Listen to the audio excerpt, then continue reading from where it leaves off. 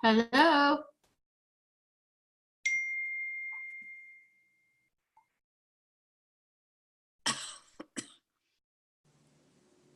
Hello, hello. How's everybody? We'll start here in 3 minutes.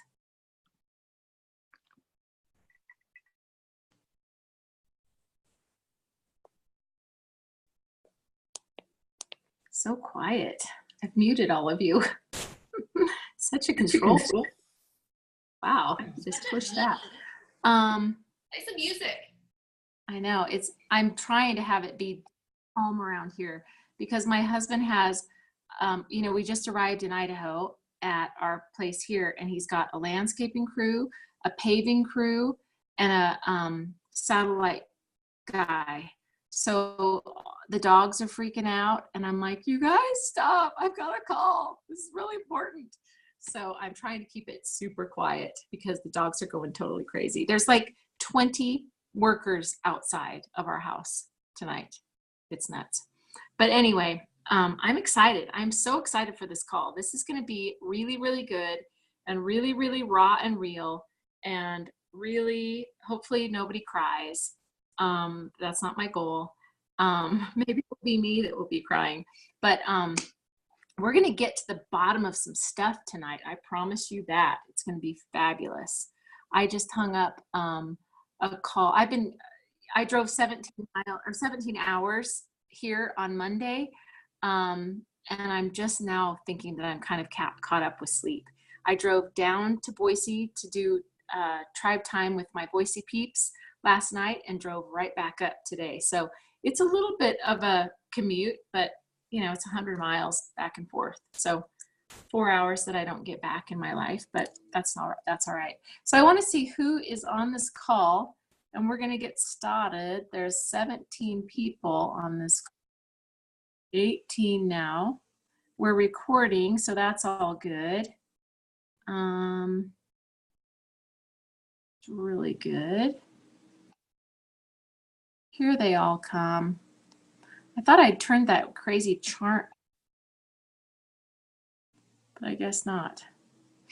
How many of you on this call have participated in a shore to shore already? Just raise your hand.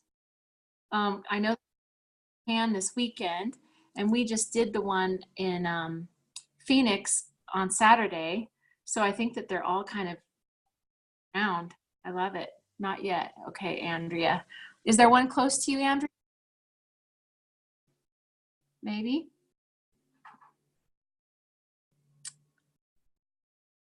Yeah, can you guys hear that also when people are tuning in? Chime? Yes? No? Yes? Okay, I tried to turn it off, but I think it keeps on coming back on. All right, so in 1 minute, we're gonna get down and dirty. We're gonna get down and dirty and tell it like it is. I've been reading me some compound effect, and it's got me pretty jazzed up. Yeah, actually, I wasn't reading it. I downloaded it on Audible, so I listened to it down and back on this. Okay, so we are going to get started because my clock says exactly 7 p.m. in Idaho, which means 6 p.m. for everybody in Pacific time. But I first of all really wanted to thank you guys for joining. I know school's out for a lot of people, and when that happens, people I think have a tendency to say, okay, well, I've got to change my life because my kids are out of school. So, and you can do that, but probably not a great idea if you are really wanting to keep this business going and growing. So first of all, I want to talk a little bit about how your store might look if it's open for business. And that's a really interesting philosophy.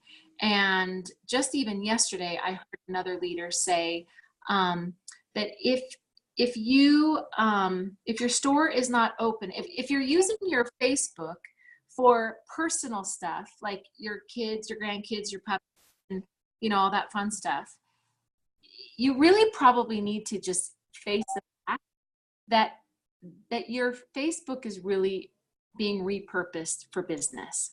So it's going back to that whole health and wellness grocery store that I always use as an analogy. And I think if you've ever heard me speak before, I always talk about shopping from your own grocery store. So that's the first thing that we're going to talk about is, are you really ready for business? Are you really open for business? And so we're going to talk a little bit about branding. And then we're going to just talk a little bit about getting down and dirty and real with ourselves to understand just what that means. Like if your store isn't open for business yet, why isn't it? Because I think most of the people on this call, and correct me if I'm wrong in the chat, but have you all been part of Isogenics for at least 6 months? Are some of you like 3 months, 2 months? I mean, are we dealing with some real newbies here? Andrea is not yet 6 months. Okay. Maybe how many of you are, okay, 3 months. Okay. I recognize most everybody's name, and I know you've been around for a little while. So proud, 3 months. Good. Okay. So this is exciting because maybe we can catch you at the beginning of your build, and you don't have to make the same mistakes that a lot of us veterans made at the beginning, which was we were still using our Facebook to talk about, our cute things and our cute this and our cute that, and really not being deliberate with our branding. So we're going to talk a little bit about that. And I think that the biggest important, very first aspect of all of this is that we need to get real about what our intent is.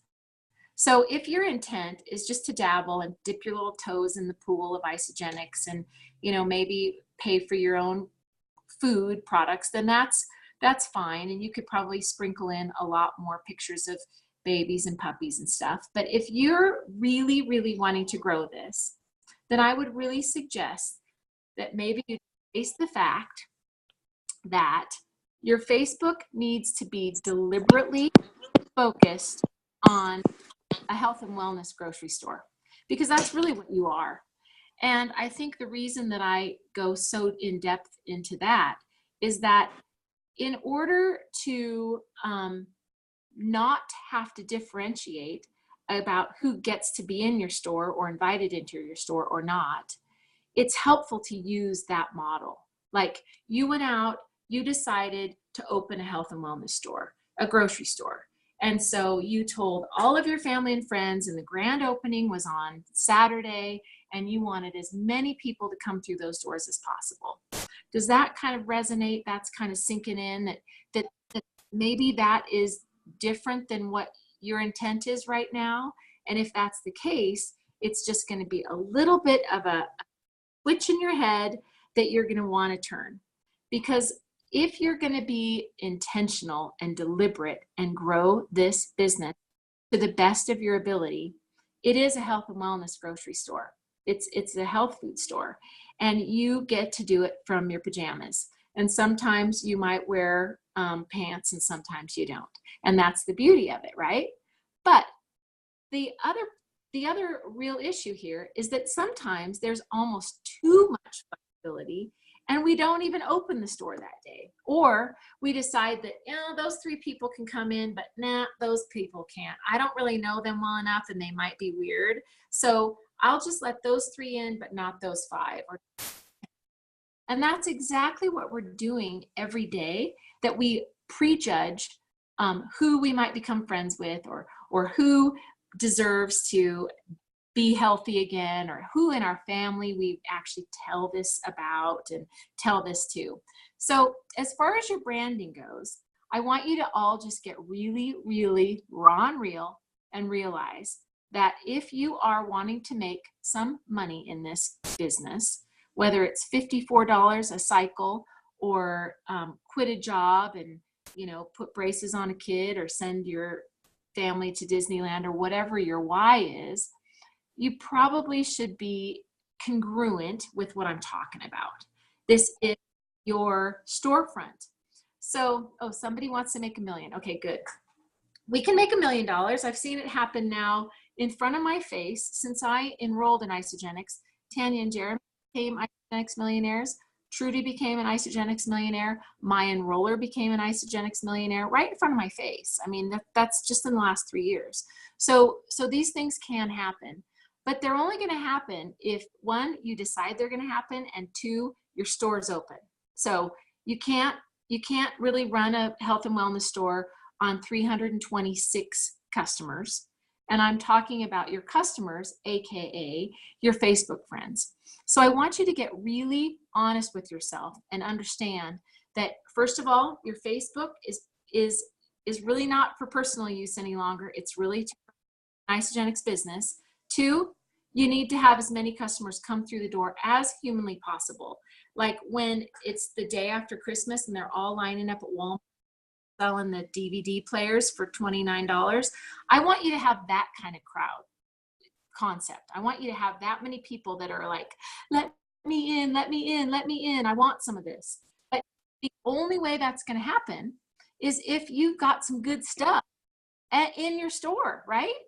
So in addition to all of our wonderful products, and we all are pretty much in alignment that we're not showing the word Isagenix all over the place. Some of us are veterans, and if we're in an event that Isagenix is at, we may have Isagenix as a backdrop. So some of us are to the point where we'll allow that occasionally. But if you're new at this, you don't want the word Isagenix all over your page, because people will just go to Amazon and buy it, right?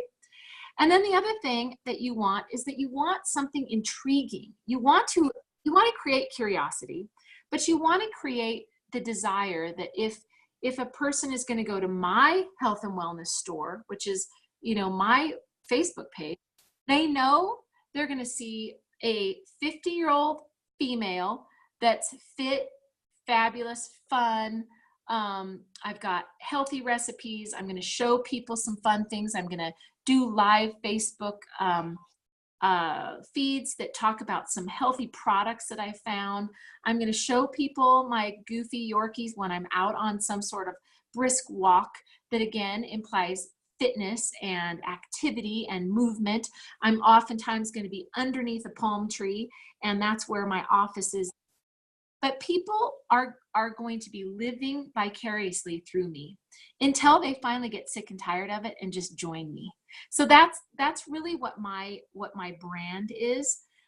So anybody that looks at my page, and you guys are welcome to look at my page, it's Sybil Hosford Imel. There will be a real specific vibe that you'll get, a big theme that you'll get when you go there.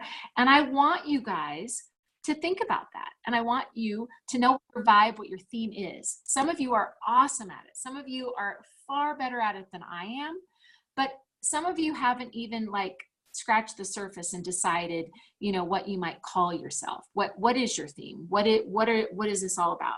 So I always tell people, just write down a few words that would be, if I were to ask your mom or your best friend or your sister, what 2 words best describe Nicole, what would they be? And, for Nicole, it would probably be she gets things done, or she's outgoing, or she's a great mother.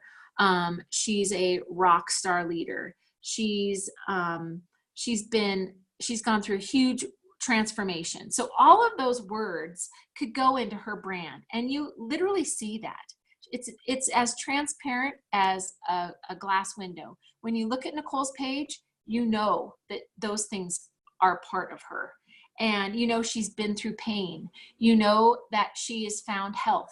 You know that she's got a great network of love that surrounds her. So you want to show those things in addition to being available and open for business. And that is absolutely crucial. And, I usually do like a 3-hour training about this branding, but I'm trying to squeeze it in real quick here. So have we all gotten to the point where we know that Facebook allows us to have 5,000 Facebook friends? You all know that, right? So that's your goal. So if you're sitting at 326, which seems to be kind of the average lately, when I hear people say, I just can't become an Isagenix millionaire, I'm like, well, what do you think's holding you back? Well, I've run out of my warm market. How many Facebook friends do you have? 326. I'm like, okay, well then you're going to become a thousandaire with your 326. Sorry, but that's just the way it is. Your goal is 5,000. And once you get your first 5,000, open another page and open another page. So really and truly, I've been building a fan page simultaneously as I've been growing my Facebook page. Your goal is 5,000, you guys. And when you hit 5,000, people start just being able to follow you. Or you can open another page that's more specific to some other, brand of yours. But don't fear that 5,000. That's your goal. And I would suggest that you try to add 1,000 people a year. And you can be a little selective, but why? Facebook gives you suggested friends. It shows right in your feed, right in your notifications. And usually, okay, Lisa's at 2,000. Awesome. I love that. You have to be in the thousands. You have to. Since I joined Isogenics, I think every year I've added 1,000. And I've added those people through suggested friends, through Yorkie pages, through McCall, Idaho pages, through empty nester pages, through fabulous female pages, through if you grew up in the 80s pages, if you are a hiker, if you're a runner, if you love Zumba, if you love cycling, if you love wine, if you love beer, if you love handsome dudes, if you love shopping, if you love shoes and chocolate. And I mean, there's just, it's endless, the amount. And who cares about creepy dudes? If you're going to get them, and you can block them. So if you get creepy dudes, good for you. That means that you're working towards something, and you can swipe left just like you could on Tinder. Swipe left, get them out of there. And you don't really know if they're creepy. I don't really mind creepy dudes coming into my store because I want them to shop and I want them to buy something. If they do something inappropriate, block. It's actually easier to get rid of those creepy dudes in your virtual store than it would be if they were walking around your actual health and wellness store, right? Some of them do want your products, but it's really just something you have to deal with. And if I have 5,000 Facebook friends and I've only had to deal with 2 weirdos, the odds are still good enough that I'm going to continue doing what I'm doing and add 1 million people. If I only have had 2 weirdos, that's not bad odds at all.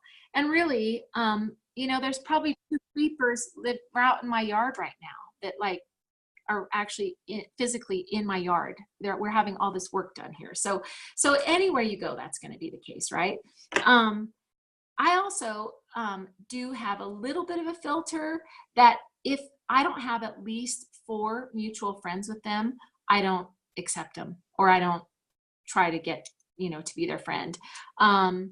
If I have strangers, those are folks that I've met through groups, then I know that I've at least got a little bit of a filter there that, they like Yorkies too. And we've had a conversation about our dogs or something like that. So it just really depends. But again, when you're running a store, you're not going to be too specific about who you let in and who you don't. And I went around and around and around with people about creepy guys. And it finally to the point where it's like, you know what, this business is not for the faint of heart. If that's truly one of your biggest concerns, then you might just want to go, and I don't even know what kind of job you'd have that you wouldn't run across them. But this does require that you're just open to letting people in and letting people see what you're doing, because that's how we do this. It's about exposure. It's about being social on social media, but it's also about being socially, right? Out and about. And, whenever I see anything about some weirdo at the mall that's got a mirror and he's looking at people's skirts, who knows if he's looked at my skirt? I really don't care, because I had to go shopping for mascara, and the dude has big time problems, but they're out there, they're everywhere. So you just have to kind of understand that that's just part of being social. And that's really what this business is about being social. So the next thing we're going to talk about is we've all got to the concept that our pages need to be public, right?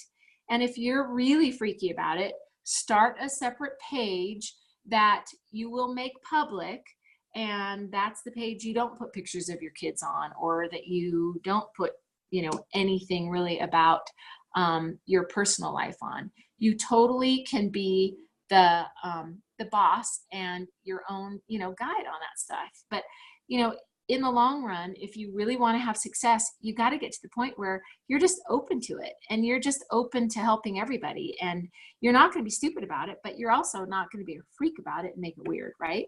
And you know when it gets weird, and you know when it crosses the line. But being social outside of Facebook requires that you like leave your house.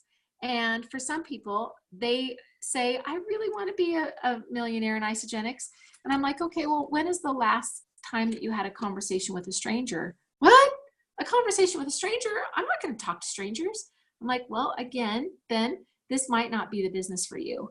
And really and truly, if you want to get down and dirty, you should be having 10 conversations a day with strangers. And I don't think anybody's going to die because of it. You could sweat a lot.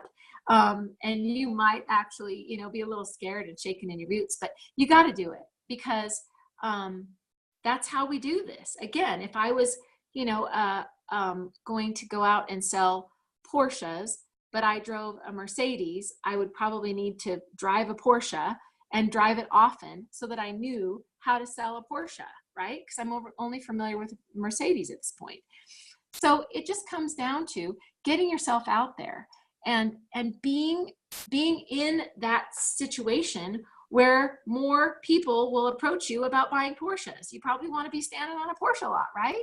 So I'm working with a group of people that we're talking about different real activities, specific, almost like a scavenger hunt, that you go in and have conversations with, heaven forbid, somebody that works at the mall. And, you know, talking to them, many of those people are devastated about the job that they're in, but they have to do it because they don't know any better. But yet they are the greatest people and probably the most gracious to know that there's options out there for them. So, you know, think about just going to the mall. And the shore to shore that we did, we talked about talking to the Uber driver. In Chandler, Arizona, I take Uber to and from will call, because the driver is a self-employed, self-started, motivated type of a dude, right? Or a woman that had to go through the hoops to get, I mean, they're driving a car. Talk about a startup cost of $589. These people had to have a car to actually be able to start a business. So it opens up a line of communication about, well, why am I taking you here? And what are you doing there? And you're picking up your groceries. Well, wouldn't you want to go to the grocery store? Nope, this is where my groceries are. And we drive right up to will call. But you don't have to have will call in your backyard in order to have communication with the Uber driver. Anytime you're anywhere and you're making a transaction of money, you need to say something like, hey, are you on Facebook? I just took a Uber ride with you. I'd love to talk to you another time about what I do for a living, what I do to help people with their health and wellness, whatever it is. But that's, I mean, since Uber has come out, that's literally like a platform of people that are perfect for this particular line of work, right? I mean, wouldn't you all agree? So there's the social media piece, there's the branding piece, the grocery store. Is your business open for business? What does it look like when a person goes to your store? Make sure it's public. And then the social part, which is out and about when you're out having conversations, which does require that you leave your house, which does require that you wear pants. Sorry. Now I'm going to talk a little bit about, and it's not really changing gears, but it's just kind of getting back to kind of the raw and real part about this. And I'm just really curious, and you guys can write in the chat what it was that made you, instead of watching The Bachelorette tonight, get on this call. I'm just really curious. Like, is it because you heard it was going to be awesome, or you'd heard that these calls are awesome, or you are really now focused on growing your business, or you are going to take your family to Disneyland, or, oh, I don't think The Bachelorette is on tonight, Lindsay. I don't know, because I don't watch TV at night. I'm growing my business. But I'm really curious what it is that made you do this instead of, that's right, Melissa, there's no BV in TV. What is it that made you do this instead of something else? Because after we kind of get through all of that, I just think that we should just get really honest about kind of those fears. Like, what is it that is making people only stay there at 326 in Facebook friends, but yet think that they can become an Isogenics millionaire? What is it that's keeping people from making their page public? What is it that's keeping them from having a conversation with the flight attendant that is so cranky and all of her nails are chipped because she opens soda pop cans all day? What is it? It's fear. Okay, so there's something that you got to know about this, which is if you're going to let your fear become the thing that keeps you from doing all of the stuff that I told you you have to do to get your grocery store open, then you probably need to understand that you've literally been, I'm going to try to cut through some of this fear. Would you all agree that you are equipped with really everything that you need to be successful? We've all got our online grocery stores. I mean, I didn't even know until probably a year into my business, but I didn't even know we had websites, by the way, but we do. Would you all say that you feel equipped, but you just don't know what to do next, or you're just like overwhelmed, or you're just to the point where it's like, well, I feel equipped, but I only have an hour to spend on my business a day, so I don't know what to do. What are you guys thinking? You're feeling equipped? Like there's this stuff is out there that you need, right? We're all willing to face the fact that we've been given more than enough tools to be successful. And if your answer is no, then you need to pay attention to YouTube. You need to understand that we've got Isogenics business. I mean, there's so much. You could be doing it every single day, every minute of every day.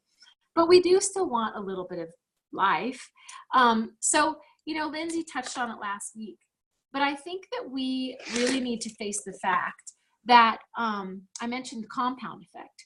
And if we can all make the agreement that moving from this point forward, that just doing a little teeny tiny thing every day consistently is really what's going to set you apart. So if it's you just today making your Facebook public and making a post about your health and wellness store and grabbing 10 new friends a day and joining 10 new groups a day, you probably won't see the effect of it right now, or even this week, or maybe even this month, but you will feel the effect of it eventually, right? Because we all know really what the word compound means. And it's that whole thing about if you were given $3 million a day today, or a penny a day for the next 30 days, which one are you going to take? You guys understand that, if the multiplier of that penny ends up being, I think it's $5 million on day 31 versus just the 3 million that you're given on day one. So that's the compound effect. And we all are smart enough to know that, if you started planning for retirement when you were 20, that you can honestly retire. It's tried and true. It's just a mathematical equation. So the compound effect is just really and truly facing little tiny changes every single day that will have a huge, huge effect.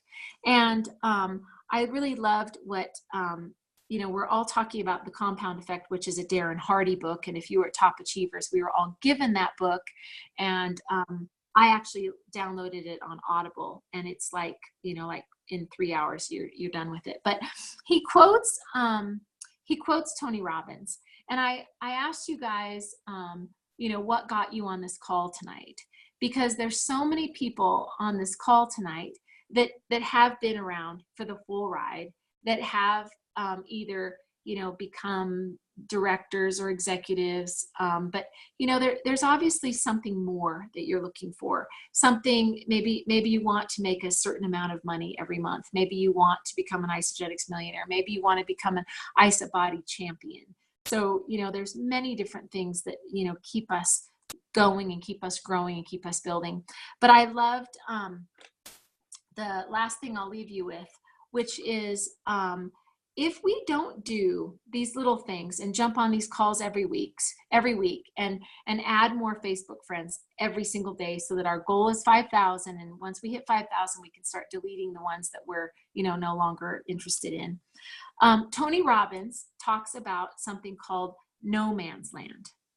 And no man's land is a place that you're not really happy, but you're not so unhappy that you're willing to do something about it.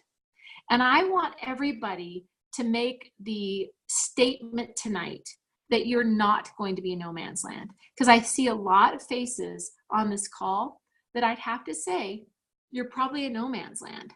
And you're on the call every single week looking for answers. And you're looking for the next best thing. And you're looking for the next quick fix or the next secret sauce or the next whatever it is. I want you guys to face the fact that you've all been equipped with the same exact thing that I got in my box. I didn't get anything special.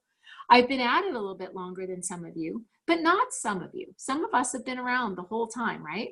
3 years. And I want you to understand that I gave you some pieces tonight that are literally the same things that I do every day, that I believe in, that I am consistent with. Nobody can say that I'm not consistent in posting on my Facebook page, on our pages, on our group pages, on our prospecting pages, on our team pages, on multiple pages, and following up with people. And I think that that's really the link that's missing for a lot of us. We're all equipped with it. We all have exactly what we need. The resources are out there, but people are just stuck in no man's land. So I really want to challenge each of you as we close tonight to remember what got you on this call, what made you not watch The Voice and Bachelorette and Dancing with the Stars and Dancing with the Ice Skaters or whatever the last one was, which I do like, the Dancing with the Stars. But there's no BB and TV. But what is it? What is it that got you on this call? And what is it that is going to get you out of no man's land? Get to the point that you are so fierce, that you're so bold, that you are unhappy enough to do something about it. Get out of this place. And it's not that you're stuck, because really and truly, being stuck just means that you're not working. Being stuck means that you're just not willing to put the action into place. So being stuck is just a place that you can stay for a moment until you're smart enough to realize that there's another thing that you could do to get you unstuck. That's totally a choice as far as I'm concerned. But I really and truly want you guys to think about the opportunity that you've been given. And if you hear time and time again, you're so lucky, or they're so lucky, or I wish I was as lucky as Sybil. The only difference between me and everybody, because again, we've all got the same pieces at public, grocery store, online, Facebook friends, suggested friends. We've all got the resources. We've got everything on tape and YouTube and all of that. So let's just talk about not being lucky and not being in no man's land. Are you guys totally aware that the real luck comes when you put action into this opportunity that we've all been given? And I often tell people, do you realize that Jim and Kathy Coover gave us the winning lottery numbers? We all have them. It's really not cute at all. Okay, it's really up to us to decide what we're going to do with those lottery numbers. Are you going to cash them in, or are you going to share them? That's how I'm going to end this call tonight. So I really want to thank you guys. Ooh, I went 1 minute over. Oh no. I really thank you guys tonight, and I hope that this found you in the exact place that you needed to hear those words, and you needed to kind of get real with yourself, and you needed to re-examine, you know, what got you on the call tonight, and re-examine what it is that will get you unhappy enough to get out of no man's land. Okay, so on that note, you guys, go and have a great rest of your night. It's Wednesday night, right? Yep. I don't know what's on TV, but maybe you've got time to catch a little something, or read a book, or do a puzzle, or do something fabulous with your family. But on that note, I'm going to go and see what was demolished in my backyard along with my satellite dish. That's why I'm not watching TV. We don't even have the ability up here. So anyway, you guys, have a great rest of your night. Feel free to message me about anything that I said tonight that you're confused about, or you want more information about, or however we can serve you. All right. Have a great night, you guys. Thanks again for joining. Bye.